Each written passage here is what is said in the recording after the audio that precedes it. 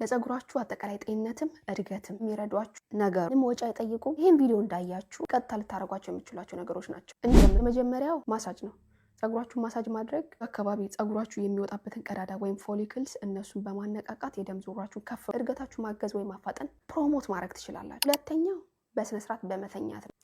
አዎ በሶሻል ሚዲያ ዘመን ያለ ነው። እንቅልፍ እንደ አማራጭ እንጂ እንደሚያስፈልገን ነገር እየታየ አይደለም። እውነትን ለመነጋገር ስልካችሁን ራቅ አድርጋችሁ በመተኛት በቂ እንቅልፍ በማግኘት ሆርሞናችሁ ባላንስ አድርገው እንዲሰሩ ማገዝ ትችላላችሁ። የተኛን ሶስተኛው ከላይ ምንም ያህል ቅባት ብንቀባ ለውጥ አናይም ከውስጥ ሃይድሬትድ ካልሆነ። ስለዚህ ውሃ መጠጣት ያስፈልጋል። አላርም እየሞላንም ቢሆን ውሃ መጠጣት አለብን። እንደ ልማድ ማየት አለብን። እንዲህ ከለመድን በኋላ ሰውነታችን ራሱ ስለሚጠይቀን መጠጣታችን እንቀጥላለን ማለት ነው። ውሃ አልጠማኝ ውሃ አልወድም የሚባል ነገር የለም። ውሃ እየጠጣን ይሄኛውን እንኳን እኔም ማሻሻል አለብኝ።